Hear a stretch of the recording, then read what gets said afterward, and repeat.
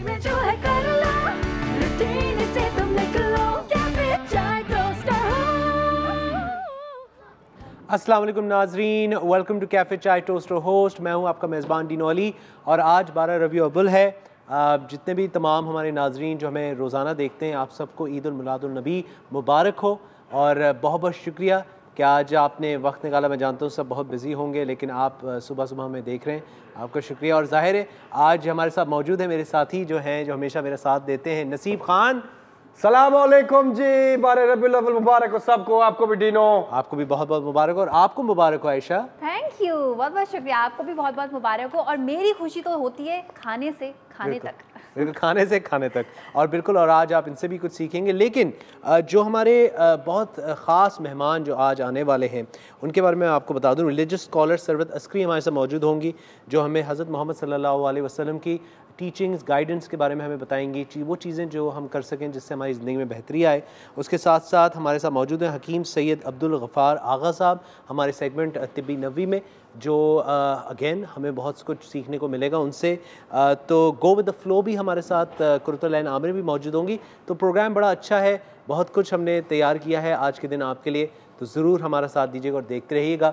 आयशा, आज आप क्या बना रही हैं ये बताइए। जी अच्छा, आज के दिन के हवाले से बहुत सारी चीज़ें बनती हैं। यूजुअली लोग मिठाइयाँ भी बनाते हैं, डिज़र्ट्स भी बनाते हैं। अक्सर आप देख रहे होते हैं घर पे कभी जरदा आ रहा होता है, कभी बिरयानी आ रही होती है। सो इट डिपेंड्स ऑन कि आपको क्या पसंद है, आप क्या खाना दूसरों को बांट के जो है वो सेलिब्रेट करना चाहते हैं। ठीक है, कल्चरली तो ये सारी चीज़ें हैं, लेकिन मुझे पर्सनली क्योंकि मीठे से ज़रा चटपटी चीज़ें पसंद हैं, तो मैं ये करती हूँ कि मैं कचौरियाँ बनाती हूँ। और कचौरियों के साथ आलू की तरकारी, ये एक ऐसी चीज़ है कि जो आप पहले से करके रख सकते हैं। लाइक कचौरियाँ आपने बनाई, फ्रीज़ कर दी, आपने आलू की तरकारी गरम गरम बनाई, और सर्दियों का क्योंकि मौसम है, तो आई थिंक इस मौसम में आलू का फ़ायदा उठाते हुए हम बनाएंगे मज़ेदार सी तरकारी आलू की और कचौरियाँ दाल भरी। माशाल्लाह, क्या बात है। तरकारी होता क्या है?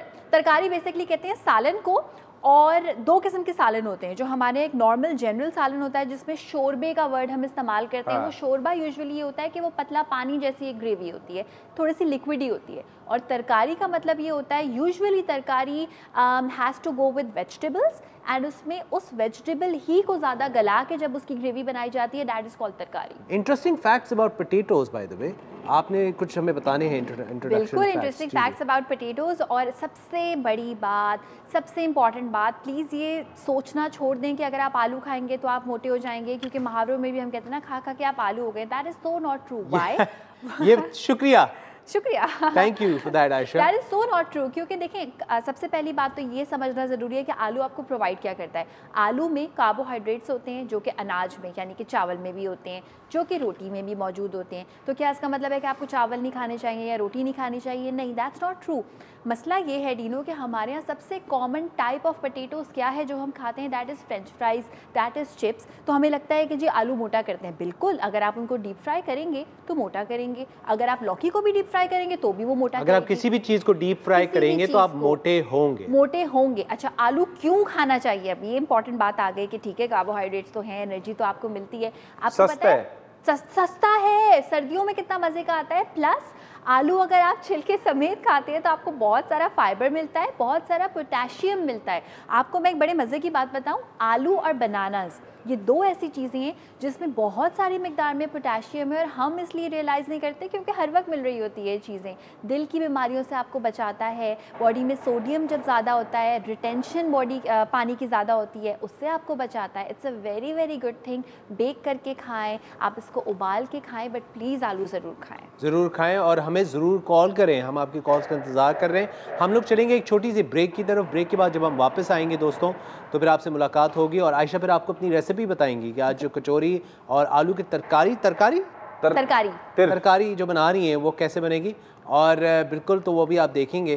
तो ये जो तकारी है, ये हमारा उर्दू का लफ्ज़ है। और नसीब, बल्कि आप एक काम करें, आपको सीखने को मिलेगा। आप इधर आइएगा इनके काउंटर पे आज, और आप इनके काउंटर पे जाके सर इनकी मदद कीजिएगा। आज आप उधर ही खड़े रहते हैं। नसीब खान आज तक कभी किसी के और काउंटर पे नहीं गए। नसीब खान आज बनाएगा, उधर खड़ा हो गए। क्या मैं अपना चाय बनाऊंगा भाई? आप चाय बाद में बनाना ना। नसीब खान किसी और के काउंटर पे नहीं जाते हैं। क्या मतलब? किसी और कोई नहीं जाता है। चले हम लोग चलते हैं एक ब्रेक की तरफ। ब्रेक के बाद वापस आएंगे, कहीं मत जाइए, देखते रहिए कैफे चाय टोस्टर होस्ट। आप सबको ईद उल मिलादुन नबी मुबारक।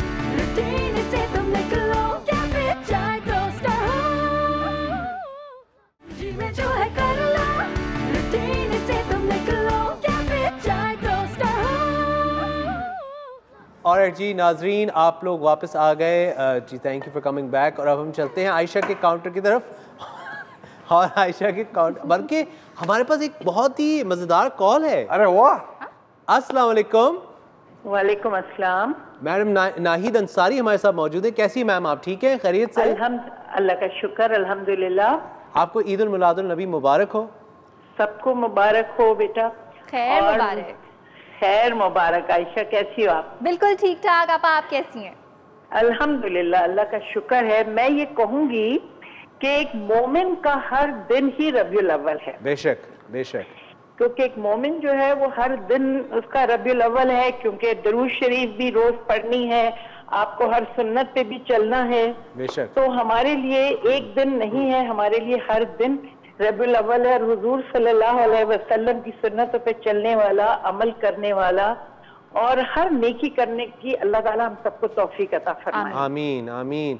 और मैम बहुत बहुत शुक्रिया कि आपने टाइम निकाला, आपने हमसे आज फ़ोन पे बात की। हमें बड़ी खुशी हो रही है आपसे बात करके, क्योंकि हम ज़ाहिर है सब आपके फ़ैन्स हैं, तो ये बड़ी हमारे लिए बड़ी अच्छी बात है। और आप बताइए, आयशा से कुछ कहना चाहेंगे? आयशा आज एक रेसिपी लेके बैठी हुई, कुछ क्या कहेंगे? मैं कचौरियाँ बना रही हूँ के हवाले से। जी जी, क्या बना रही हो आयशा? क्या बना रही हो? मैं कचौरियाँ बना रही हूँ, आप आ जाएं, आपकी कमी है।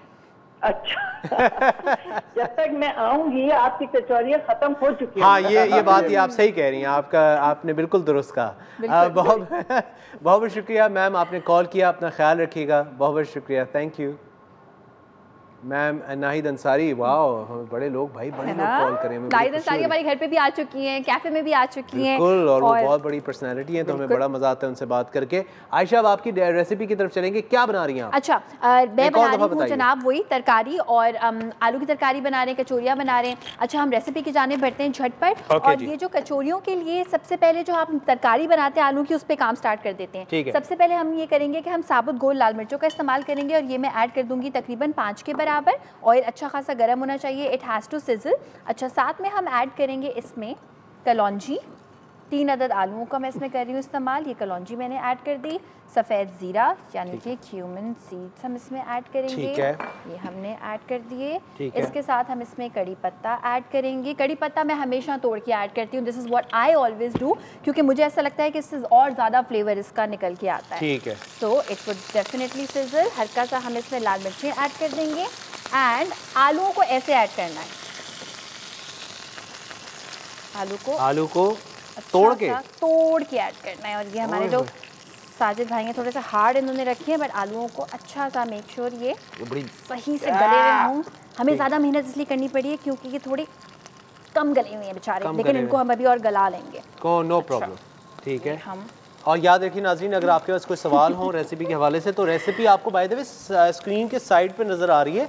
अगर आप कोई भी स्टेप मिस कर जाएं तो आप रेसिपी आपको नज़र आ रही है, नोट कर लें, लिख लें जो भी इसमें चीज़ें जा रही हैं, जो चीज़ें इसमें आपको बता भी रहे हैं। तो अब ओके, तो हमने आलू डाल दिए हमने, हल्का सा हम इसको भूनेंगे और इसमें हम पानी ऐड कर देंगे। ठीक है, यहाँ से हम पानी लेते हैं। अच्छा, इससे भी ज़्यादा छोटे पीसेज आप आलूओं के कर सकते हैं। और इसमें अभी हम 2 चीज़ें ऐड करके इसको डोंट वरी, कुछ नहीं होगा।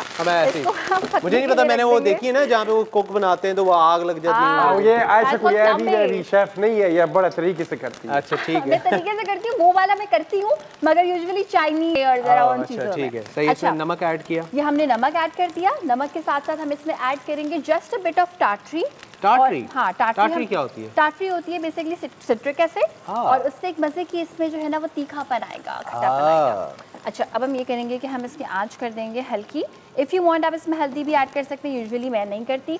इसको अच्छा सा स्टर करके ढक्कन लगा के कोशिश करें कि इसको इतना पकाएं कि अच्छे से पीसेस जो है ये गल जाएं, क्योंकि हमारे साजिद भाई आज जो है वो छुट्टी के मूड में थे। साजिद भाई ने जो है ना वो बदला लिया है मुझसे, तो इसमें टाइम लगेगा। तो एक काम करते हैं, इसको यहाँ पे रखते हैं और कचौरियों की तरफ आ जाते हैं। कचौरियों की तरफ आ जाते हैं। चलें, जब तक इनको हम इसको ढक लेते हैं, ढक देते हैं। यहाँ पे साइड पे रख देंगे हम इनको। ठीक है, अब हम कचौरियों की तरफ आ गए। कचौरियों की तरफ, ठीक है। अच्छा, कचौरियों का जो हमने आटा है वो हमें उसके लिए रिक्वायर्ड है मैदा। ठीक है, सो ये मैदा हम यूज़ करेंगे इसमें 1 कप, बिल्कुल। और इसमें हम ऐड करेंगे हमारा बेकिंग पाउडर। बेकिंग पाउडर हम इसमें शामिल करेंगे 1/2 टीस्पून के बराबर। और पानी हम इतना ऐड करेंगे जितना अच्छा सा हार्ड सा ये जो है ये एक गुंजा है मिक्सचर। साथ में हम इसमें 1 खाने का चमचा ऑयल मिलाएंगे और इसको हम बना के रख लेंगे साइड पे। सो यहाँ से मैं ये रिमूव। सारा की कराची से कॉल आई है। अस्सलाम वालेकुम सारा। अस्सलाम वालेकुम दीनो, कैसे हैं आप? बिल्कुल ठीक ठाक, आप कैसी हैं? ईद उल मिलादुन नबी आपको मुबारक हो। आपको भी बहुत बहुत मुबारक हो। मैंने खास तौर पे कॉल किया आयशा से बात करने के लिए। आयशा, आप कचौरियाँ बना रही हैं, काइंडली ये बताना ना भूलिएगा कि कचौरियों को खस्ता कैसे बनाते हैं, क्योंकि मैं बनाती हूँ तो वो बहुत ढीली नरम पड़ जाती है, तो मुझे खस्ता कचौरी बनानी है। ठीक है, अभी बता देती हूँ, नॉट एन इशू। क्या सस्ता कचौरी? नहीं खस्ता। अच्छा, खस्ता सस्ता कचौरी क्या? खस्ता कचौरी यानी क्रिस्पी। तो क्रिस्पी हम ऐसे रखेंगे। और सारा का अच्छा सवाल है क्योंकि अक्सर सौगी हो जाती है। हमने जो ये मैदा अभी गूंदा है, जो मैंने अभी बताया कि किस तरह से गूंदना है, 1 खाने का चमचा इसमें ऑयल या फिर घी लाजमी मिलाना है। अच्छा, साथ में हमने क्या करना है कि मसूर की या फिर चने की दाल को हमने उबाल के रख लिया कि वो दाना दाना रहे, और इसमें हल्का सा सॉल्ट भी हमने मिला दिया है। और एक और चीज़ कि कचौरियों के लिए कोशिश करें बेलन का इस्तेमाल नहीं करें। क्या हो नसीब खान, क्या कोई मसला हुआ है? मैं बजर अपनी चीज़ इकट्ठी कर रहा हूँ। अच्छा ठीक। मैं कभी भी कचौरियों के लिए जो है वो बेलन का इस्तेमाल नहीं करती, बिकॉज जो हाथ से इसमें एक इसका जो एक कंसिस्टेंसी आएगी ना ऑफ दिस, इतना मोटा रखना है आपने, वो कभी भी बेलन से नहीं आएगी। ठीक है। अच्छा, इफ़ यू वांट आप बेकिंग पाउडर ऐड कर सकते हैं, मगर यूजुअली ऐड नहीं होता। सो यहाँ से मैं लूँगी एक टोंग, ये जो बिल्कुल यहीं हैंग हुआ हुआ है, ये नहीं ग्रीन वाले के साथ, ये वाला। यस, ओके जी। सो ऑयल हमारा हो चुका है परफेक्टली गरम। कचौरियों को हम करेंगे ओह वाओ, ये तो बड़ा इजी था। यस, इट्स वेरी इजी, क्योंकि हमने इसकी मज़े से डो ये बना के रखी हुई है। और ये जो आपकी तरकारी है, इसका तरकारी में भी काफ़ी टाइम लगेगा। इसमें स्मेल बड़ी अच्छी आ रही है, खुशबू बहुत अच्छी है, खुशबू बड़े मज़े की आती है। अचार के साथ हम इसको करते हैं serve. And look at this kachori, this khasta kachori, सस्ता कचौरी, खस्ता सॉरी खस्ता कचौरी इज रेडी। जल्दी से और हम ऐसी कचौरियाँ बनाएंगे। अच्छा, ये बड़ा इंपॉर्टेंट है, जैसे ऑयल हमारा अच्छा सा गर्म हुआ था ना, ऑयल ठंडा नहीं चल सकता इसमें। ऑयल अगर ठंडा होगा या ज़्यादा गर्म नहीं होगा तो ये कचौरी खस्ता नहीं होगी। If you are able to okay, it has to be really खस्ता। सही है। मैं अपनी कहानी बताता हूँ। मेरे एक ज़माने में मैंने बहुत कचौरियाँ खाई हैं, क्योंकि I used to work somewhere near Karachi Gymkhana, और वहाँ पे एक बंदा था कचौरी वाला, उसका एक छोटा सा स्टॉल था। मुझे नहीं पता कि वो भाई वहाँ पर है या नहीं, लेकिन वो इतने अच्छे आदमी थे कि उनको इतना शौक था लोगों को कचौरियाँ खिलाने थे कि मेरे पास पैसे नहीं होते थे, तो मुझे अक्सर वो फ्री 2-3 प्लेटें खिला भी देते थे। तो is very nice of him. अगर उनको ये गलती से अगर वो देख रहे हो ये, तो उनको मेरा बहुत सारा प्यार। भाई आपने मुझे बड़ा कचौरियाँ खिलाई हैं जब मेरी जेब में पैसा नहीं होता था, तो मैं आपको आज भी बड़ा याद करता हूँ सर, थैंक यू। अभी वो देख के कह रहे होंगे उस वक्त पैसे अभी बड़ा बंदा बन गया, अब पैसे लूंगा मैं। अब वो कह रहा है मुझे प्यार भेज रहा है, उसने प्यार के साथ क्या करना है, उसको पैसे भेजना है। उसने तो देखे टीवी पे आ गया, इससे पैसे लो। लेकिन ये डीनो कितनी अच्छी बात है। I really appreciate this thing which is मैं उस हमारे भाई हम बिल्कुल बच्चे होते, जेब में 1 टका नहीं होता था, लेकिन भाई ने हमें कचौरियाँ बड़ी खिलाई हैं, तो बहुत बहुत शुक्रिया भाई आपका।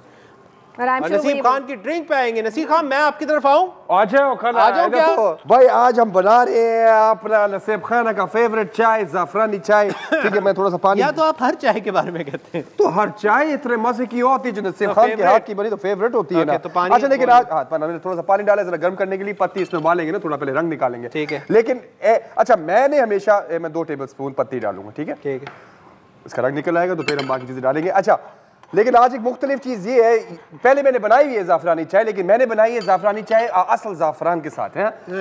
इस बार मुझे आयशा ने ये मशवरा दिया, ठीक है, हाँ, ये भला ये चीज़ है जो आज मैंने डाली, ये है ज़ाफ़रान का एसेंस। देखा है ना, इट इज सुबह हो गई ना, रोशन हो गई भाई ज़ाफ़रान। भाई अच्छा, ये मुझे भी बड़ा पता लगा, पहली बार मुझे आयशा ने बताया कि ज़ाफ़रान का एसेंस और ज़ाफ़रान में क्या फ़र्क है। इसमें वो जो खुशबू है ना, जो खुशबू ऐसी है कि आपका सारा ताज़ा हो जाएगा सुबह, या रात को पियोगे तो ताज़ा हो जाएगी रात। तो ये हम इस्तेमाल करेंगे, हल्का सा 1/2 टेबलस्पून। अच्छा, मैंने इससे आयशा से पूछा भाई मुझे बताओ, तो क्योंकि मैं कसम से मैं पहली बार बना रहा हूँ एसेंस के साथ, पहले मैं असल ज़ाफ़रान के साथ बनाता था। तो असल ज़ाफ़रान का खुशबू इतना नहीं होता, जायका होता है, इसमें वो आपको दोनों चीज़ें मिलेंगी। अब हम इसमें डालेंगे दूध। ठीक है, 1 कप हमने दूध लिया, इसमें डाल दिया। ठीक है, अब इसका जब बिल्कुल कलर गोल्डन हो जाएगा ना, बिल्कुल डीनो भाई जैसा रंग हो जाएगा ना इसका, तो फिर हम इसको निकालेंगे और बिलेंगे, और बिल्कुल एंड पे जब सब बन चुका होगा तब हम 1/2 टेबलस्पून ज़ाफ़रान का एसेंस डालेंगे। पूरा डाल दें? नहीं, इतना ज्यादा, वो बहुत ज्यादा जायका हो जाएगा। रेसिपी कार्ड आपके सामने चल रही है, आप देख सकते हो मैंने कितना किस चीजों का डाला है। रेसिपी यहाँ नहीं, यहाँ है। आपके लिए तो बिल्कुल सामने होगी, आपके टीवी में होगी, हमारे लिए सामने है, तो आप वो देख सकते हैं। तो आज हम मजे की चाय बनाएंगे। अच्छा, एक्सपेरिमेंट किया करो अपनी चाय के साथ। हाँ, क्योंकि जिंदगी में आप एक्सपेरिमेंट नहीं करोगे तो आप फिर वही मोनोटनी में फंसे रहोगे। बिल्कुल, आप जिंदगी में एक्सपेरिमेंट करें, हर तरह से करें और एंजॉय करें उस एक्सपेरिमेंट को। और आज हम आपको बता रहे हैं कि ये जो ज़ाफ़रानी चाय है इसकी रेसिपी आपको अभी नजर आई होगी। अगर आपने मिस कर दी कोई बात नहीं, आपको ये दोबारा रिपीट कर देंगे रेसिपी एट सम पॉइंट, आप कॉल करके पूछ सकते हैं। तो अब मैं वापस आयशा की तरफ जा रहा हूँ। आप जब छोड़ के जा रहे हो भाई को, तुम ऐसे आधा काम देखो किया नहीं, छोड़ के जा रहे हो। डीनो तुम्हारा सही दोस्त नहीं है। चाय में क्या इंटरेस्ट है मुझे बताओ। नहीं भाई बना रहे हैं। अच्छा ओके ठीक है। तो देखो जरा ऐसे छोड़ के चले जाओगे, लेकिन अगर चलो कोई वहाँ पे जाना है, आप काम है, ठीक है, मर्जी है। चले, मैं आयशा की रेसिपी आई डोंट नो अगर रेडी है या नहीं, मैं जाके आलू में तो वैसे अभी काफी टाइम लगेगा। आयशा मुझे बताइए कि आपकी रेसिपी। ओ, कचौरियां तो बन गई हैं भाई। ये कचौरियां बन चुकी हैं, तैयार हैं भाई। गरम गरम अगर मैं इसको जब तक तोड़ के दिखाऊं कि ये दाल से डीनो भरी हुई हैं। बिल्कुल, और मैं ये तोड़ के क्या मैं टेस्ट करके बताऊंगा। हाँ, खा के बताएं। ओफो, फुल ऑफ दाल, एंड इसमें हमने चने की दाल भी ऐड की है, मसूर की दाल भी ऐड की है। अमेजिंग। और इसी के साथ दोस्तों, जब तक ये रेसिपी तैयार हो रही है, पूरी तैयार हो रही है और आपको हम दिखाएंगे भी, हम चलते हैं एक ब्रेक की तरफ। ब्रेक के बाद वापस आएंगे, कहीं मत जाइए, देखते रहिए कैफे चाय टोस्टर होस्ट।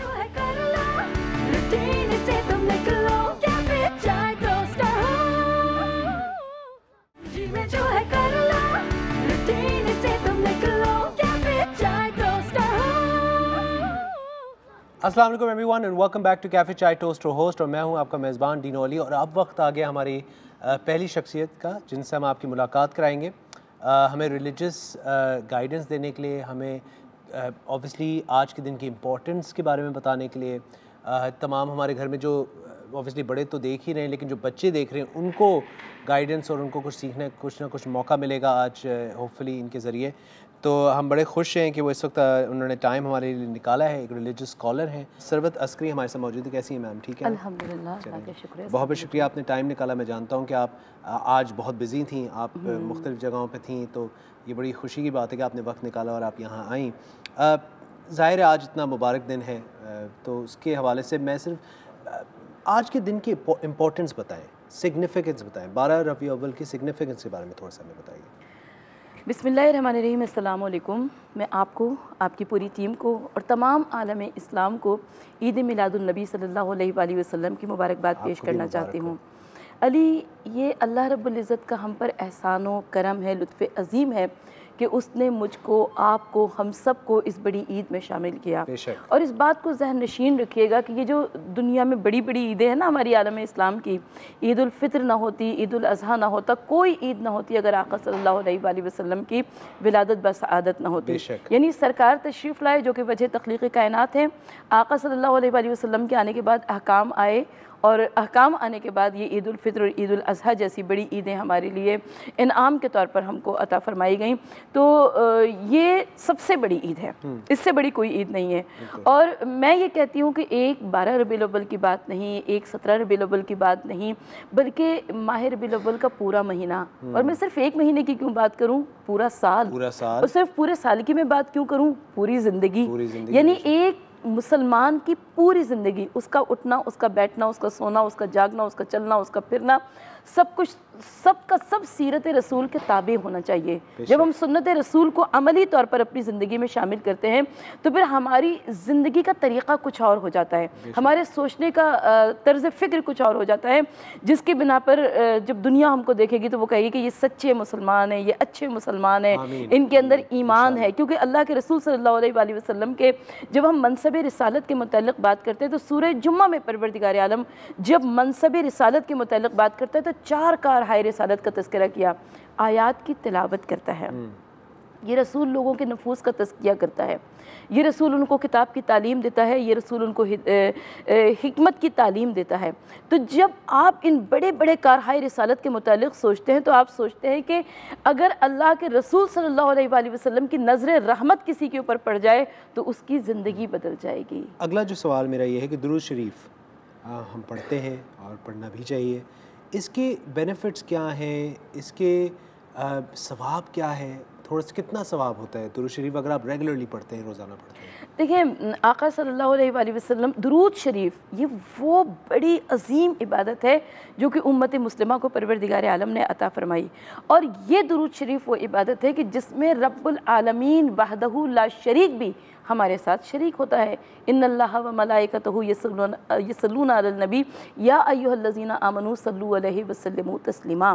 तो जब हम दुरूद शरीफ की इस्मतों पर बात करते हैं तो यकीनन हदीस में मौजूद है कि अगर तमाम दुनिया के दरख्त कलम बन जाए, तमाम दुनिया के समंदर स्याही बन जाएं, और इस दुरूद शरीफ का जो अज्र और सवाब है वो रकम नहीं हो सकता है जब अल्लाह के रसूल सल्लल्लाहु अलैहि वसल्लम पर दुरूद पढ़ा जाता है।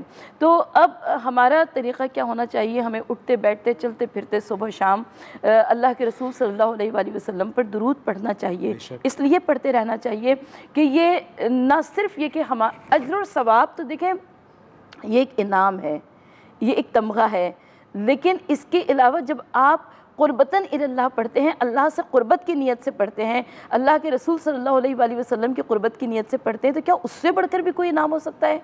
मेरे ख़्याल में उससे बढ़कर कोई इनाम नहीं हो सकता कि जब आप अल्लाह के रसूल सल्लल्लाहु अलैहि वसल्लम से क़ुरबत आपको मिले, अल्लाह रब्बुल इज़्ज़त की क़ुरबत की नीयत से आप पढ़ें तो की मोहम्मद से वफ़ा तूने तो हम तेरे हैं।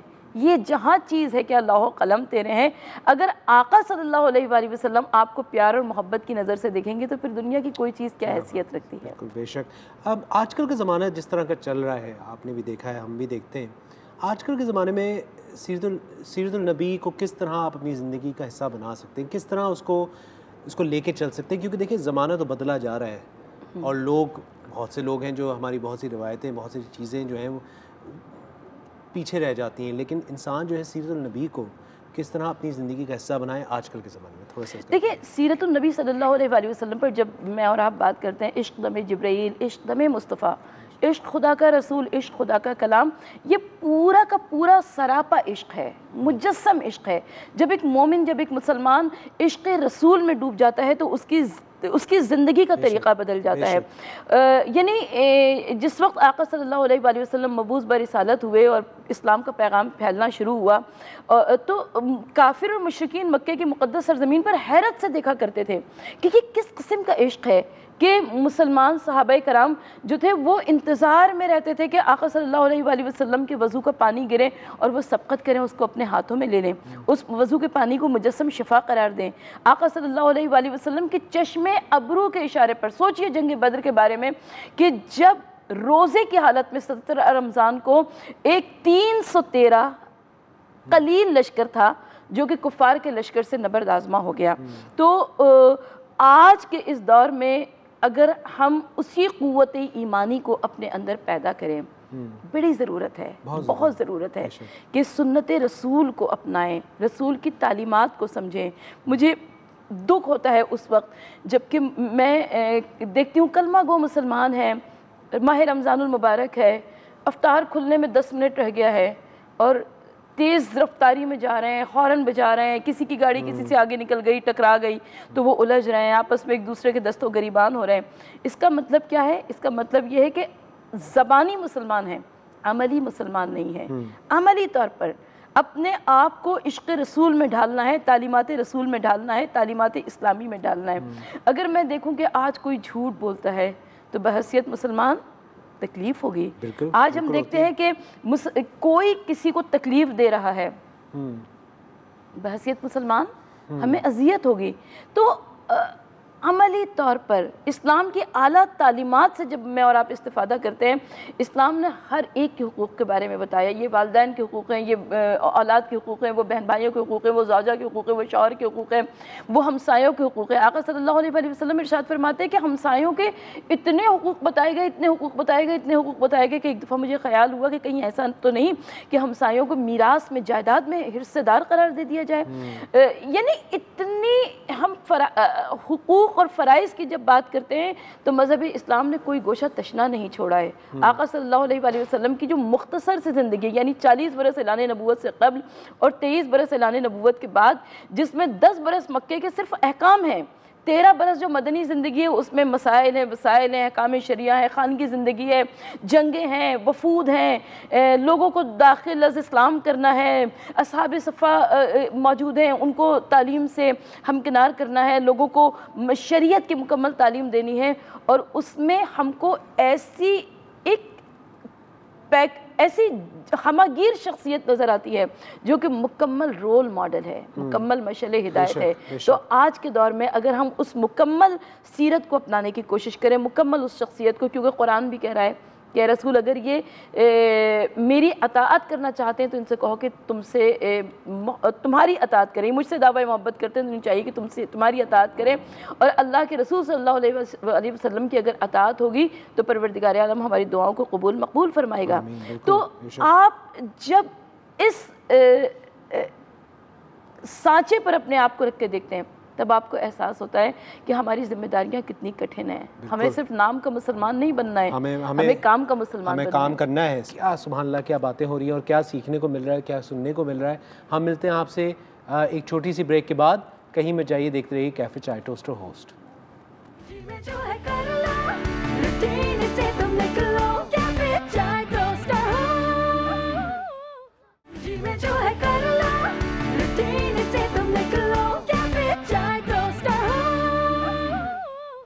Welcome back. और आप लोग देख रहे हैं कैफे चाय टोस्टर होस्ट और मेरे साथ मौजूद हैं सरवत अस्करी मैम, जो हमें बहुत कुछ आज बता रही हैं, सिखा रही हैं।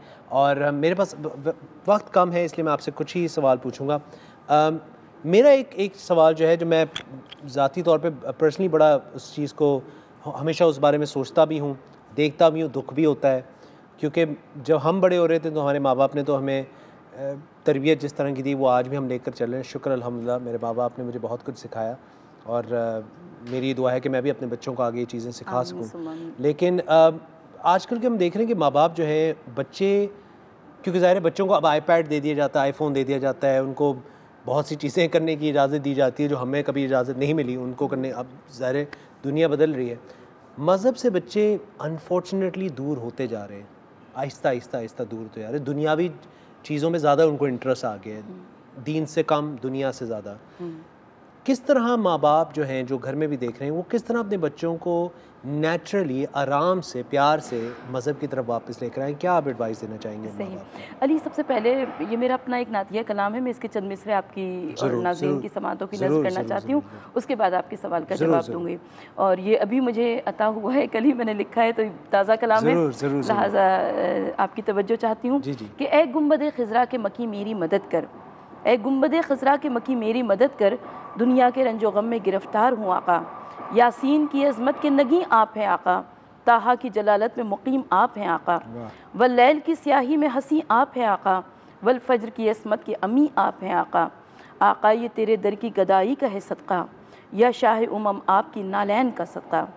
बुलवाइए अब मुझको मदीने मेरे आका, दीदार मदीने का करा दीजिए आका।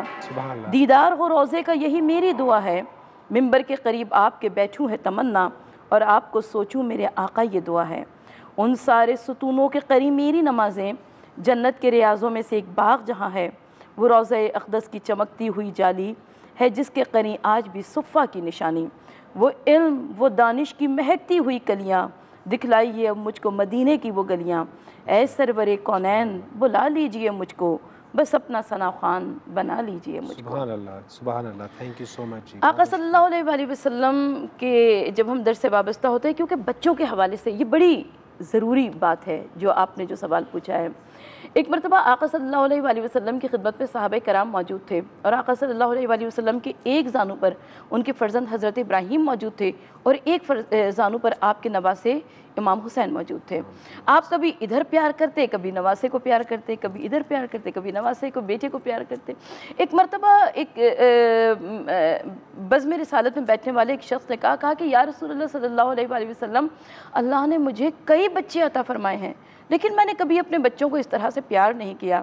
आका सल्लल्लाहु अलैहि वसल्लम ने कहा कि जो अपने बच्चों से प्यार नहीं कर सकता तो वो जन्नत की खुशबू नहीं सूंघ सकता।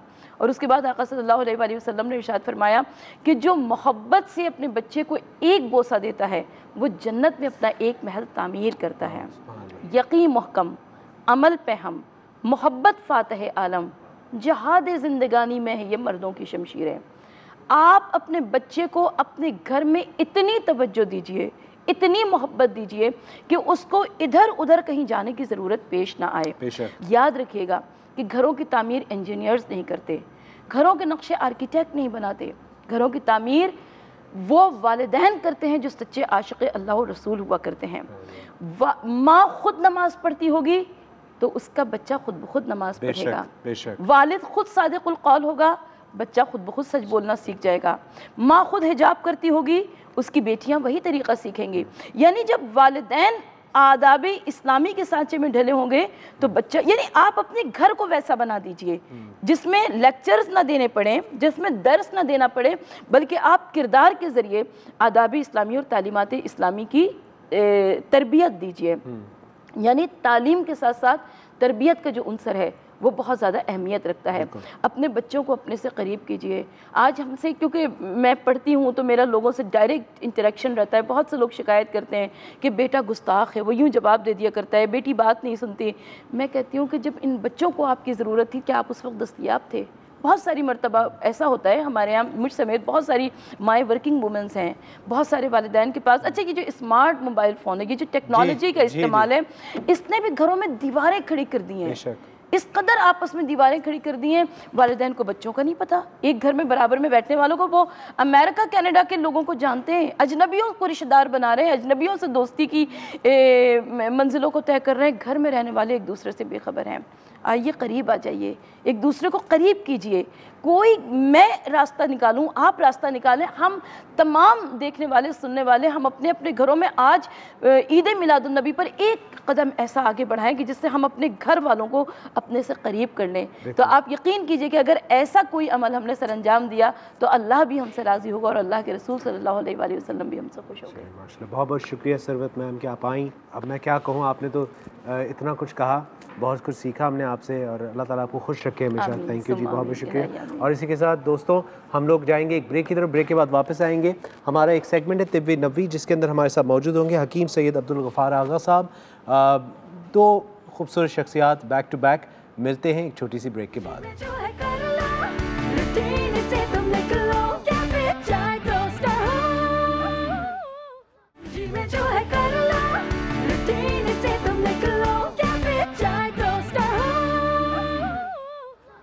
अस्सलाम वालेकुम नाज़रीन, वेलकम बैक टू कैफ़े चाय टोस्टर होस्ट। और आज ज़ाहिर है हमारे इस मुक़द्दस दिन पे, इस मुबारक दिन पे आज हम लोग बहुत सारी मुख्तलिफ़ चीज़ें सीख रहे हैं। आज मैं भी बहुत कुछ सीख रहा हूँ। आई होप हमारे नाज़रीन को भी मज़ा आ रहा होगा हमारा प्रोग्राम देखते हुए। और ज़ाहिर है हम आपसे हमेशा रिक्वेस्ट करते हैं कि अगर आपके पास वक्त हो और हमसे बात करना चाहें तो आप हमारे नंबर पर कॉल कर सकते हैं, हमसे रब्ता कर सकते हैं। हमारी ये सेगमेंट है जिसका नाम है तिब्बी नबवी।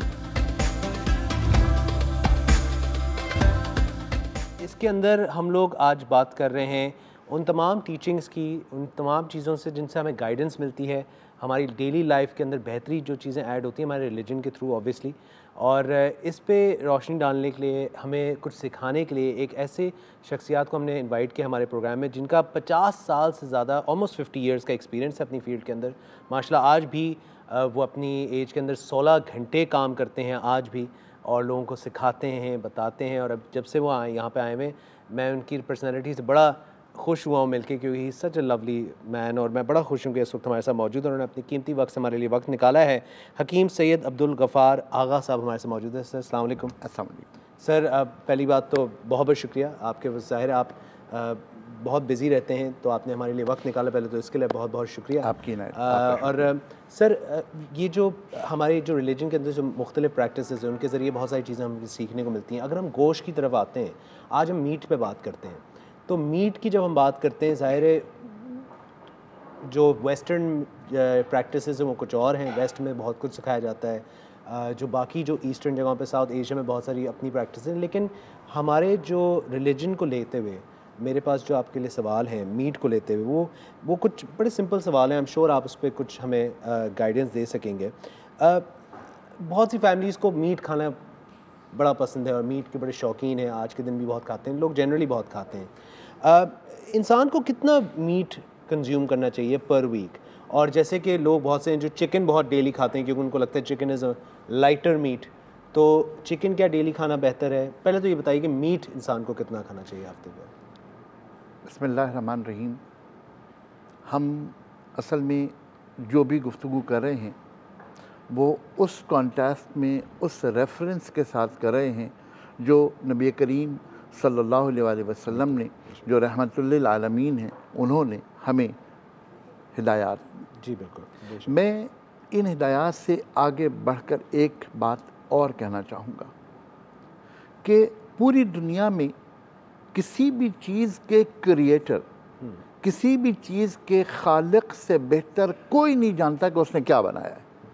बेशक वो उसके अंदर के हर राज को, हर चीज़ को जानता है। और अगर नबी करीम सल्लल्लाहु अलैहि वसल्लम की बात की जाए तो वो क्रिएटर के नुमाइंदे हैं। बिल्कुल। वो कुछ फरमाते ही नहीं सिवाय इसके कि जो वही हो। बेशक बिल्कुल। यहाँ पर आकर के जो हम रेफरेंसेस की बात करेंगे, उन रेफरेंसेस की कीमत मेरी नज़र में बहुत कम है, इसलिए कि ये बराह रास्त और खालिक और मखलूक का राब्ता है। बेशक बिल्कुल। जो बात नबी करीम सल्लल्लाहु अलैहि वसल्लम ने हमें फरमाई वो ये कि हर काम, हर चीज़ एतदाल में करो। और जब हम एतदाल की बात करते हैं तो फिर हमें उस गोश्त की ज़्यादती का नुकसान भी भुगतना पड़ता है। अगर हम आज की साइंसी तहकीक की बात करें तो गोश्त के अंदर हमें सबसे पहले तो प्रोटीन मिलता है, प्रोटीन डाइट होती है। लेकिन प्रोटीन के साथ साथ उसके अंदर जो चिकनाई मौजूद होती है, उसके अंदर मुख्तलिफ़ किस्म के कोलेस्ट्रॉल मौजूद होते हैं। और वो कोलेस्ट्रॉल अच्छा भी हो सकता है, वो बुरा भी हो सकता है, वो आइडियल भी हो सकता है, वो एलडीएल भी हो सकता है। ठीक है। अब उसकी मिकदार का तयन कैसे करना है गोश्त का, पहली बात। दूसरी बात है कि गोश्त कौन सा, गोश्त बकरे का, गोश्त मुर्गी का, गोश्त गाय का, गोश्त बटेर का, गोश्त, बहुत सारे गोश्त मुख्तलिफ है। अब इन तमाम गोश्त की मिकदार खुराक के बारे में हम कैसे इसको डिफ़ाइन करेंगे? मैं आपसे अर्ज़ करूं कि इससे पहले कि हम इसको मिकदार की बात करें, एक चीज़ और आपसे अर्ज़ करूं कि नबी करीम सल्लल्लाहु अलैहि वसल्लम का पसंदीदा गोश्त या दस्ती थी या गर्दन थी। आप फरमाते थे कि इनमें हज़म करने की सलाहियत और क़ुव्वत की सलाहियत बाकी गोश्त से ज़्यादा है। और आज की तहकीक की अगर हम बात करें तो मैं आपसे अर्ज़ करूँ कि मैंने जो बात पढ़ी वो ये कि गर्दन के गोश्त में और अगली दस्ती के गोश्त में कोलेस्ट्रॉल इंतहाई कम होता है और प्रोटीन कंपैरेटिवली सबसे ज़्यादा होता है। अच्छा। तो वो लोग जो प्रोटीन डाइट ले रहे होते हैं, अगर वो इस पार्ट का सिलेक्शन करें तो डेफिनेटली उनके लिए बहुत ज़्यादा बेहतर है। और इसके अंदर तहकीक के मुताबिक HDL ज़्यादा होता है, LDL बहुत कम होता है, होता दोनों है। तो ये जो बैलेंस है, इस बैलेंस को कायम रखना और इस बैलेंस की बुनियाद पर हिदायत नबवी सल्लल्लाहु अलैहि वसल्लम की पैरवी करना, दरअसल ये है सबसे अहम बात। अब हम कितना गोश्त खाएं? मैं समझता हूँ कि अगर मैं बात करूँ अपने बचपन की, यानी आज से 50, 55, 60 साल पहले की, तो आम तौर पर हमारे यहाँ जो रिवायतें थीं, और रिवायतों की बात अगर मैं करूँ तो एक जुमला मैं ज़रूर कहने की जसारत करूँगा कि पूरी दुनिया में जो हेल्दीएस्ट क्यूज़ीन है वो इंडो पाक का है।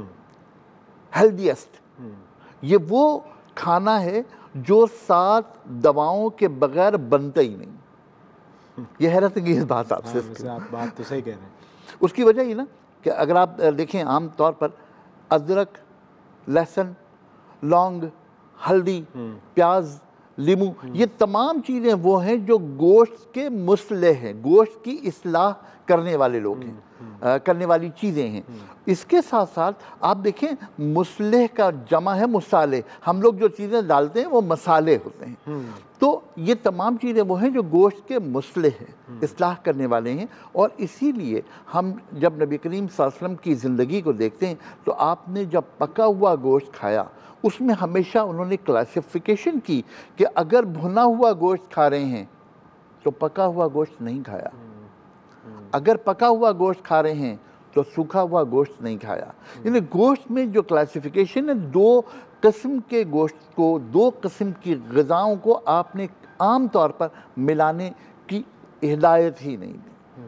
तो इसी तरह अगर हम गोश्त खाते हैं, और जिस तरह मैं रिवायत की बात कर रहा हूँ, हमारे यहाँ इंडो पाक की रिवायत है कि हम गोश्त पकाते हैं, उसके साथ शोरबा होता है, उस शोरबे के साथ हम जो है वो सब्ज़ियाँ डाल देते हैं, और उसके बारे में जो हिदायत है वो ये है कि सब्ज़ी जब भी पके तो ज़रा सी सख्त क्रंची हो ताकि उसका टेस्ट भी आए, लेकिन उसकी जो अफादियत है, उसकी जो तमाम चीज़ें वो उसके अंदर मौजूद हो। आगा साहब, मेरा एक सवाल है, अक्सर हम देखते हैं कि साइंटिस्ट और साइंसदान और जो लोग साइंस की फील्ड के हैं, वो ख़ास तौर से हमारी जो रिलीजियस टीचिंग्स हैं और जिस तरह के जो हमारे वेज़ ऑफ लाइफ हैं, इनको बड़े गौर से देखते हैं, समझने की कोशिश करते हैं। अक्सर कुछ लोग समझ जाते हैं, कुछ लोग नहीं समझ पाते।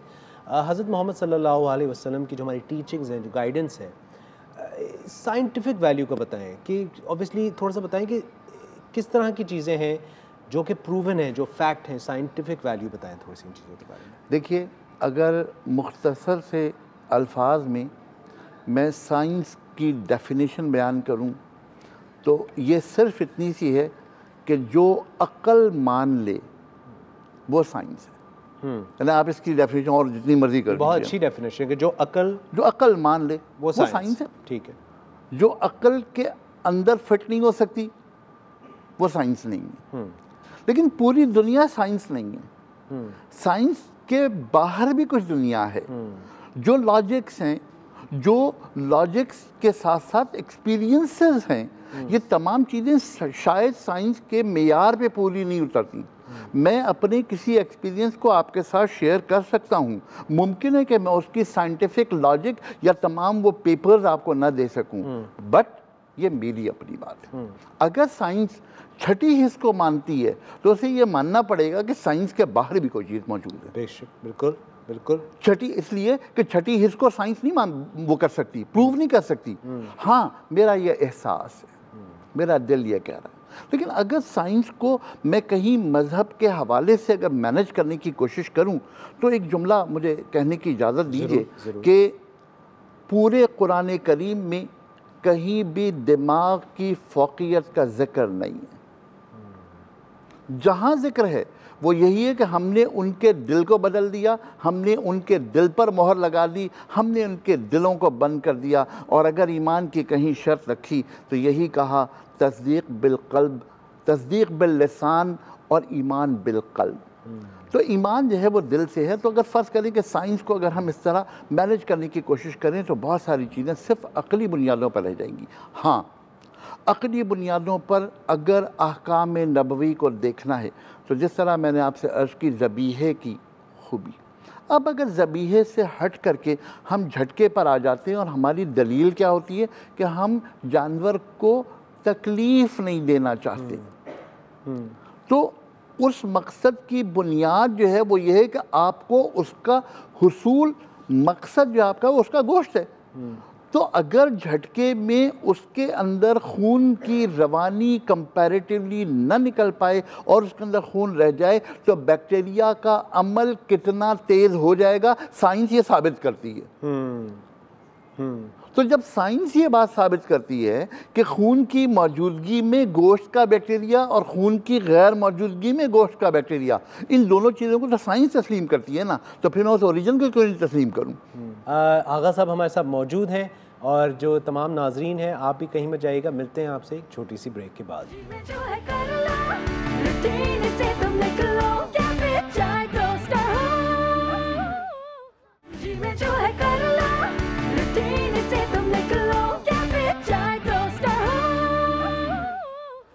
Welcome back everyone. आप लोग देख रहे हैं कैफ़े चाय टोस्ट और होस्ट, और इस वक्त हमारे साथ आगा साहब मौजूद हैं और इनसे आज तो मुझे बड़ा मज़ा आ रहा है क्योंकि मुझे भी बहुत सारी चीज़ें सीखने को मिल रही हैं। एंड आई होप, मेरी ये दुआ है कि तमाम जो नाज़रीन घर में बैठे हुए उनको भी कुछ सीखने को मिले और वो इन चीज़ों को अपनी ज़िंदगी में ऐड करें ताकि उनकी ज़िंदगी में बेहतरी आ सके। आगा साहब, तो हम लोग मीट के बारे में बात कर रहे थे। अगर इंसान गोश्त से हटना चाहे तो सही तरीका क्या हो, किस तरह वो गोश्त को सब्सटीट्यूट कर सके किसी और चीज़ के साथ? जितनी भी कौमें गोश्त खाती हैं, ये असल में हमारे यहाँ अब जो है ना रिवायतें थोड़ी सी ख़राब हो गई हैं। हम लोग भुना हुआ गोश्त और कढ़ाई गोश्त और ये और वो, उसमें असल में बहुत सारे मसाइल पैदा हुए हैं। ठीक है। अगर हम इससे कोई 20 साल पीछे चले जाएं तो ये तमाम चीज़ें लग्जरीज थी। घरों में जो खाना पकता था उसके साथ शोरबा होता था, और शोरबे में हम तमाम खाना खाते थे और रोटी के साथ तमाम चीज़ों के साथ, तो उससे हमारी सेहत ही ठीक नहीं रहती थी, बल्कि हम एक बैलेंस्ड डाइट लेते थे। गोश्त को सब्स्टिट्यूट करने के लिए सबसे पहला काम ये करें कि अपने उस सालन में शोरबा बढ़ा दें। शोरबा बढ़ा दें, नंबर 1। नंबर 2, सब्ज़ी कोई, और सब्ज़ियाँ अगर आजकल की बात करूं तो सब्ज़ियाँ वो जो छील कर पकाते हैं, अगर वो सब्ज़ियाँ उसमें ऐड कर दें तो कंपैरेटिवली ये बहुत बेहतर होगा। और सब्ज़ियों को हमेशा आखिर में डालें ताकि सब्ज़ियाँ जो है वो कुछ कच्ची कुछ पक्की रहें, ताकि उसकी अफादियत भी बाकी रहे और वो बिल्कुल भुरता ना बन जाए। बिल्कुल। और ज़ाहिर है ये बात तो नॉलेज भी है कि हज़रत मोहम्मद सल्लल्लाहु अलैहि वसल्लम की जो वन ऑफ द फेवरेट जो वेजिटेबल्स थी वो लौकी, वो भी बड़ी हेल्थ बेनिफिट्स हैं उसके काफ़ी ज़्यादा, तो लोग उसको भी सब्स्टिट्यूट कर सकते हैं। और वो लोग जो आमतौर पर गोश्त खाते हैं मुस्लिम्स, मैं उनसे रिक्वेस्ट करूँगा कि आज वो ये तय कर लें कि उन्हें अपनी सब्ज़ी की इब्तिदा करनी है तो वो लौकी से करनी है, लौकी से करें, ठीक, ताकि वो नबी करीम सल्लल्लाहु अलैहि वसल्लम की एक पसंदीदा सब्ज़ी से स्टार्ट लें तो अल्लाह ताला बरकत देगा सारी। बिल्कुल। और हमारे पास एक न्यूज़ फीड है जिसमें हमारे पास कुछ सिम्टम्स हैं कि इंसान अगर बहुत ज़्यादा गोश्त खाता है कि उसकी सिम्टम्स क्या हैं। पहली सिम्टम है डिहाइड्रेशन हो जाती है इंसान को अगर बहुत ज़्यादा गोश्त खाए।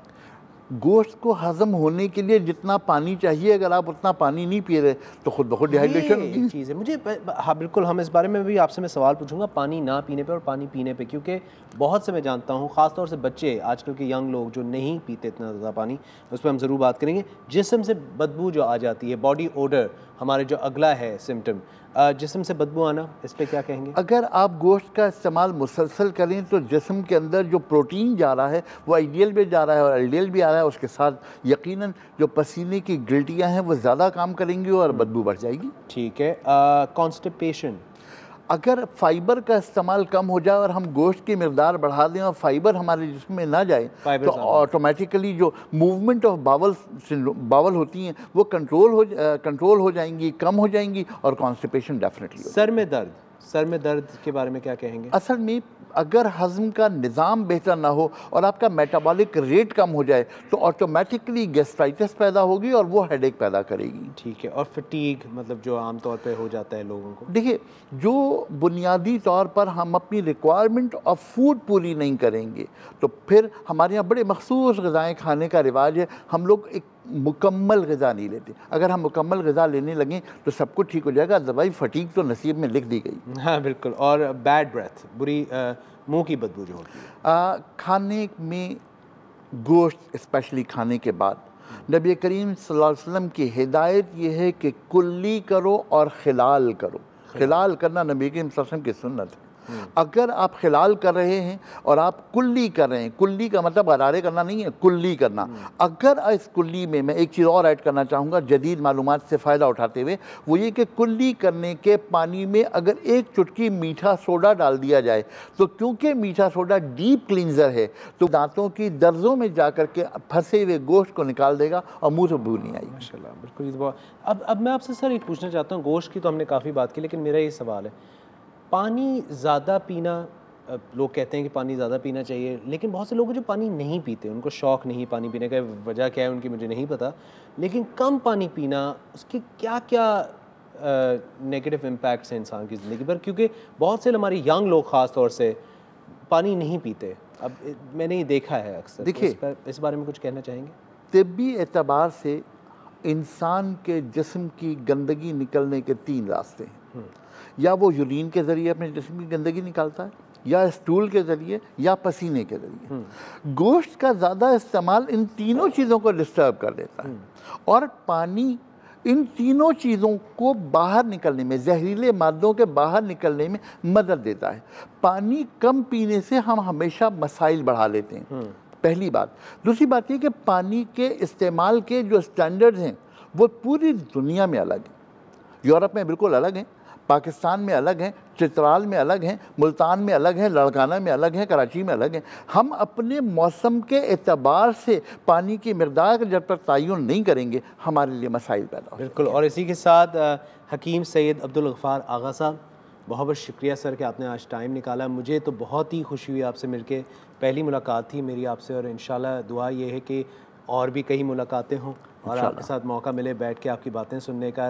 और मुझे यकीन है कि हमारे जितने नाज़रीन देख रहे हैं उनको भी आज कुछ ना कुछ सीखने को मिलेगा और सीखा होगा उन्होंने।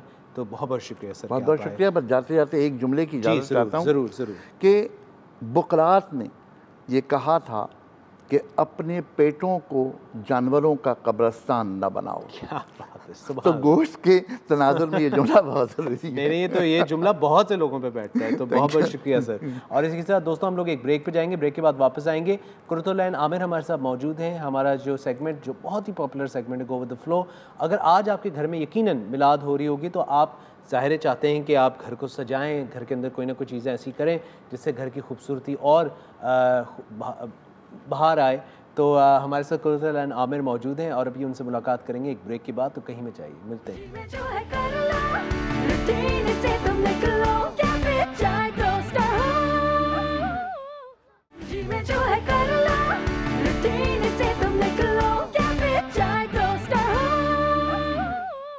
Welcome back to cafe chai toaster host. और अब वक्त आ गया हमारे उस सेगमेंट का जिसका आप हमेशा बेसब्री से इंतजार करते हैं, go with the flow. Qurratul Ain Aamir हमारे साथ मौजूद है and this is go with the flow.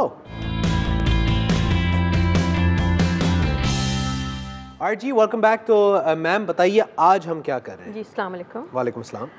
सबसे पहले तो 12 रबीउल अव्वल का दिन और ईद मिलादुल नबी आपको मुबारक हो। जी जी बिल्कुल।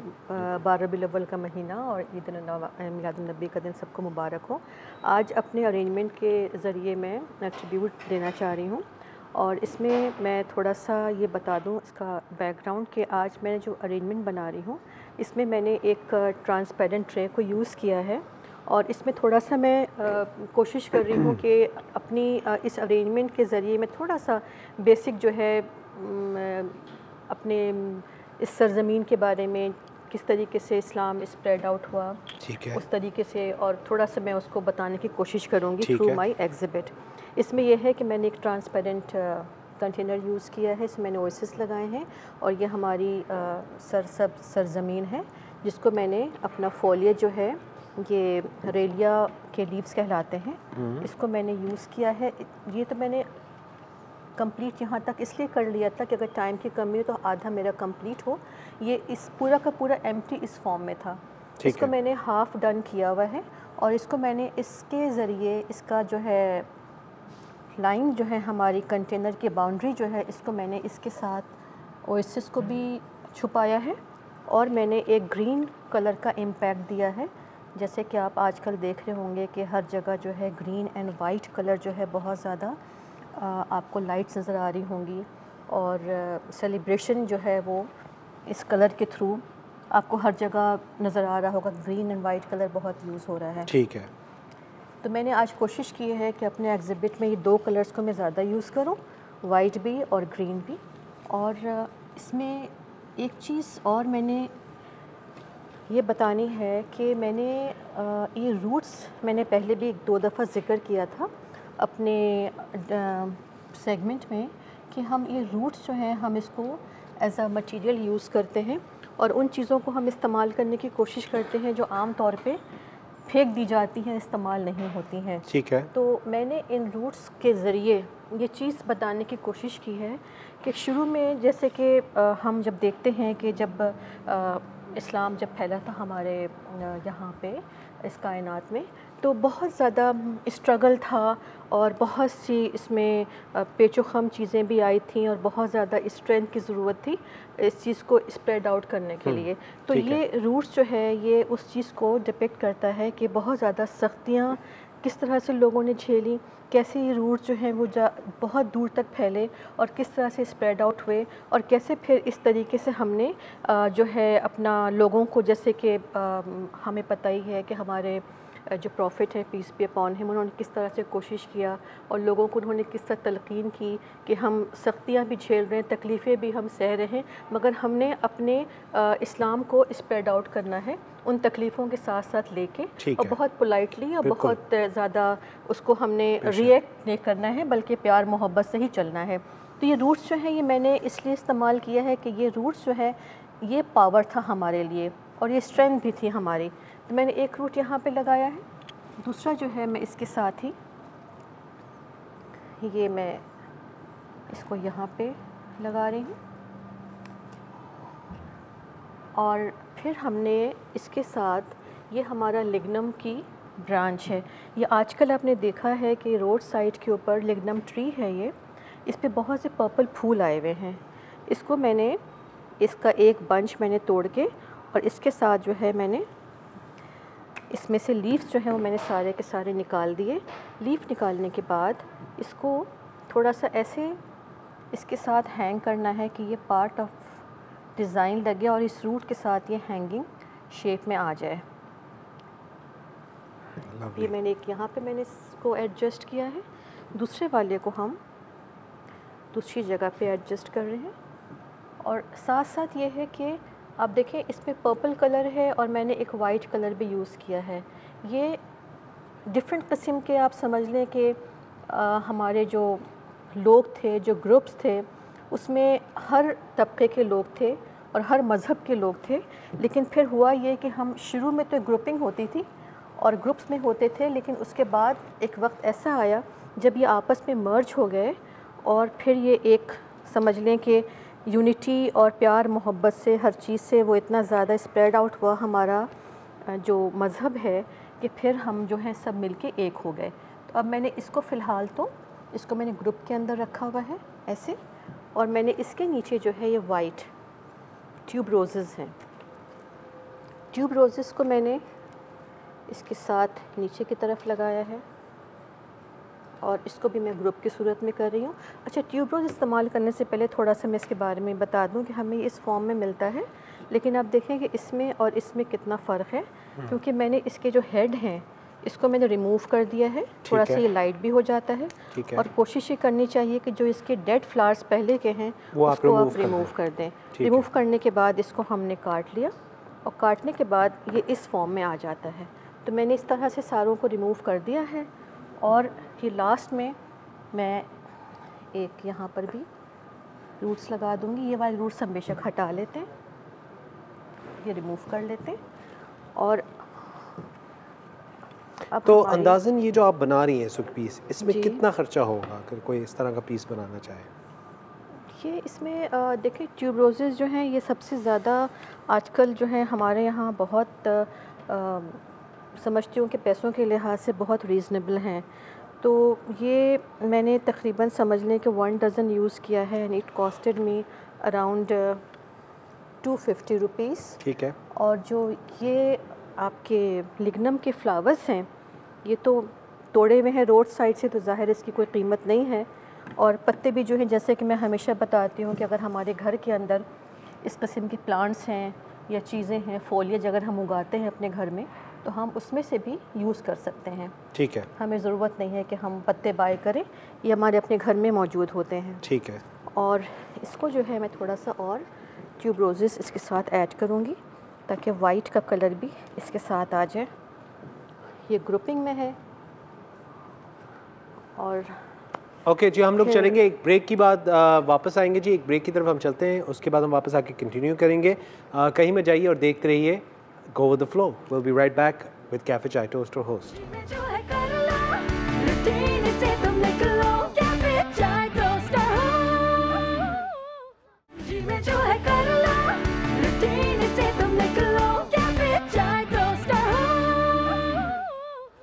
Welcome back to cafe chai toaster host. और तमाम हमारे नाज़रीन को ईद मिलादुन नबी मुबारक हो।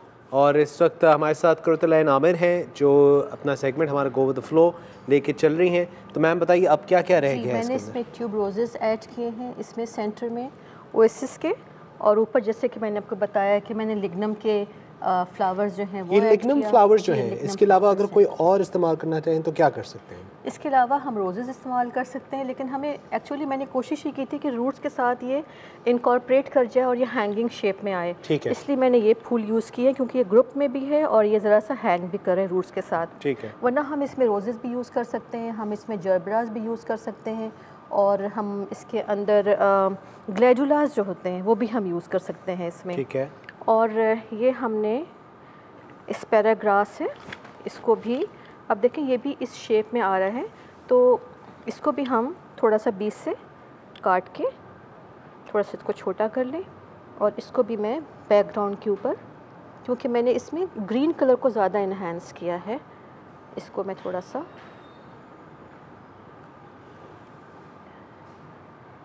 जी अस्सलाम वालेकुम। हमारे साथ इस वक्त एक कॉलर नूर हरमानी मौजूद हैं। कैसे नूर रहमानी अब मौजूद हैं। अस्सलाम वालेकुम जी। वालेकुम अस्सलाम सर, कैसे हैं आप? ठीक हैं अल्हम्दुलिल्लाह सर, आप कैसे? ठीक हैं? बिल्कुल ठीक ठाक सर। आपको ईद मिलादुल नबी मुबारक हो सर। आपको भी और तमाम आलम इस्लाम को जश्न ईद मिलादुल नबी सल्लल्लाहु अलैहि वसल्लम बहुत बहुत मुबारक हो। जी बिल्कुल सर, आप बताइए इस मुबारक मौके पे क्या कहना चाहेंगे आप? देखिए, ये नबी पाक सल्लल्लाहु अलैहि वसल्लम की मोहब्बत के बारे में कुरान कहता है, कुल इन कुंतुम तुहिब्बूनल्लाह फत्तबिऊनी युहिब्बुकुमुल्लाह व यग़फिर लकुम ज़ुनूबकुम। ए हबीब सल्लल्लाहु अलैहि वसल्लम, आप इनसे कह दीजिए अगर ये मुझ अल्लाह से मोहब्बत करना चाहते हैं फत्तबिऊनी, तो बस इन्हें चाहिए मेरी इत्तबा करें। जब ये आपकी इत्तबा करेंगे तो फिर क्या होगा कि अल्लाह सुब्हानहू व तआला इनको अपना दोस्त बना लेगा। बेशक। और अल्लाह सुब्हानहू व तआला इनके तमाम गुनाहों को मुआफ़ फरमा देगा। तो आपको चाहिए आप अल्लाह के नबी सल्लल्लाहु अलैहि वसल्लम की सीरत को अपनाइए। अल्लाह के नबी सल्लल्लाहु अलैहि वसल्लम जब किसी से मिला करते थे तो आपके चेहरे मुबारक पर तबस्सुम हुआ करता था। आपके अखलाक को देखकर आपके दुश्मन भी गर्विदा हो जाया करते थे। आपका कलाम का अंदाज इतना खूबसूरत होता था कि आप किसी को डिसहार्ट नहीं करते थे, आप किसी के दिल को नहीं तोड़ते थे, बल्कि आप तो दिलों को जोड़ा करते थे। आप अल्लाह सुब्हानहू व तआला के प्यारे रसूल जो हैं अता किया करते थे। आप यतीमों को अता किया करते थे, आप गरीबों को अता किया करते थे, आप बेसहारों का सहारा बनते थे, आप मजलूमों की मदद किया करते थे, जालिमों को रोका करते थे। आप अल्लाह सुब्हानहू व तआला के जो अहकामात हैं वो नाफिज किया करते थे, तो अमर बिल मारूफ किया करते थे, नेकी की दावत देते थे, बुराई से रोका करते थे। तमाम उमूर हैं जिन हमें इन चीज़ों पे अपनाना। और आज के दिन बिलखुसूस ये आज के दिन है, ये तजदीद अहद वफा का दिन है। आज हमें अल्लाह के नबी सल्लल्लाहु अलैहि वसल्लम से अहद करना, या रसूलल्लाह हम आपकी सीरत पे चलेंगे। अगर मैं बेटा हूँ तो मुझे माँ बाप की इज्जत करनी है। अगर मैं कहीं मुलाजमत करता हूँ तो मुझे उसके तमाम अहकामात और हुक्म पर चलना है। अगर मैं ताजिर हूँ तो मैं अच्छी तिजारत करूँगा, लोगों को अपनी ज़ात से नफ़ा दूंगा, क्योंकि अल्लाह के रसूल आपका हुक्म है खैरुन्नास मैं यनफ़उन्नास, तुम में से बेहतरीन वो है जो लोगों को नफ़ा देता हो। तो मैं अपनी ज़ात से नफ़ा दूंगा, मैं अपनी बात से नफ़ा दूंगा, मैं अपने किरदार से नफ़ा दूंगा, मैं अपनी गुफ्तार से नफ़ा दूंगा। बेशक, बहुत बहुत शुक्रिया नूर रहमानी साहब कि आपने कॉल किया, बेहद शुक्रिया आपका। और मैम बताइए, अब हम आपके डेकोरेशन पीस की तरफ आते हैं, बताइए क्या कर रही हैं आप? ये अब मैं आखिर में, क्योंकि मैंने इसमें लिग्नम भी ऐड कर दिए हैं, फ्लावर्स भी ऐड कर दिए हैं, फोलिएज भी ऐड कर दिए हैं, तो अब मैं थोड़ा सा, चूँकि ये सेलिब्रेशन का दिन है तो मैं ये कोशिश कर रही हूँ कि थोड़ा सा मैं इसको लाइट्स के थ्रू लाइट्स के साथ लाइट अप करें, ताकि it should be a wonderful celebration. तो हम इसको आखिर में मैं इसमें लाइट ऐड कर रही हूँ और ये फिर हमारा डिज़ाइन कंप्लीट हो जाएगा। ये ओहो माशाल्लाह, कितना खूबसूरत लग रहा है। This looks wonderful piece. ज़रा करीब से देखिएगा इसको, ये बहुत ही प्यारा लग रहा है, ये वंडरफुल पीस। तो ये बड़ा आपने अच्छा बनाया है मैम। और ऑब्वियसली इस मुबारक मौके पे बहुत से आपके भी चाहने वाले आपको देख रहे हैं, कुछ कहना चाहेंगी इनसे? बस मैं ये कहना चाहूँगी कि जैसे आज का बहुत मुबारकबाद हम लोगों को देना भी है और बहुत मुबारक दिन भी है, तो सिर्फ ये नहीं है कि हमें सिर्फ आज के दिन सेलिब्रेशन करनी चाहिए, क्योंकि हमारा जो हमारे प्रॉफिट का पैगाम है, जो मैसेज है, उसको हमेशा रोज़ाना याद रखना चाहिए और उसके मुताबिक हमें अपनी ज़िंदगी गुजारनी चाहिए। जैसे कि उन्होंने कहा है हमें, और हमें उन्होंने तलक़ीन की है, उसमें बहुत सी चीज़ें आती हैं जो छोटी छोटी नेकी हम रोज़ाना हम कर सकते हैं। हम गरीबों की मदद करें, हम अपने बुज़ुर्गों की इज़्ज़त करें, हम बच्चों से प्यार करें, हमारा किसी से रिश्ता है या नहीं है, कोई स्ट्रेंजर भी है तो हमें कोशिश करनी चाहिए कि अगर वो ज़रूरतमंद है तो हम उसकी मदद करें। और सबसे बढ़ के ये है कि हमें अपने मज़हब के ऊपर फ़ख्र करना चाहिए, अपने इस्लाम को फैलाना चाहिए। और मैं समझती हूँ कि हमारे हर तरीके से, हमारी हर चीज़ से, हमारे हर अमल से दूसरों को जो कि इस मज़हब में नहीं हैं उनको भी ये मैसेज मिलना चाहिए, कोई ना कोई ऐसी चीज़ हमारी तरफ से हो कि वो हमारी तरफ अपने आप को खिंचता हुआ महसूस करें, वो ये समझें और देखें कि हाँ इसमें ऐसी क्या चीज़ है जो कि उनको अट्रैक्ट करती है कि हाँ वो हमारे करीब आएँ और हमारे मज़हब को करीब से देखें और इस तरीके से हमारा इस्लाम जो है वो हर जगह फैले। बेशक। और कुर्रतुल-ऐन आमिर बहुत बहुत शुक्रिया, थैंक यू सो मच, आपने टाइम निकाला और आपके जो खूबसूरत से डेकोरेशन पीसेस का भी बहुत बहुत शुक्रिया। दोस्तों आज का हमारा प्रोग्राम ख़त्म होता है। आज ज़ाहिर है बहुत मुक़द्दस दिन, बहुत मुबारक दिन है, ईद मिलादुल नबी। आप तमाम जितने भी हमारे जो चाहने वाले हैं, तमाम मुसलमान दुनिया भर में जो हमें देख रहे हैं, उन सबको मुबारक हो। हज़रत मोहम्मद सल्लल्लाहु अलैहि वसल्लम की जो हमारी टीचिंग्स हैं, जो गाइडेंस है, उसको ज़िंदगी में अपनाएं, उसको अपनी ज़िंदगी का हिस्सा बनाएं, क्योंकि उससे आपकी ज़िंदगी में सिर्फ बेहतरी ही आएगी।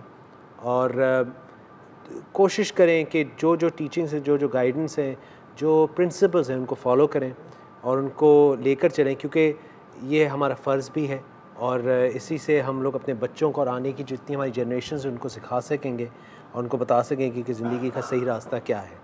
और इसी के साथ आज का हमारा प्रोग्राम ख़त्म होता है। आप लोगों से इंशाल्लाह मुलाकात होगी कल दोबारा सुबह। अपना ख्याल रखिएगा, अपने चाहने वालों का अपना ज़्यादा ख्याल रखिएगा, हमें दुआ में याद रखिएगा। अल्लाह हाफ़िज़। पाकिस्तान जिंदाबाद।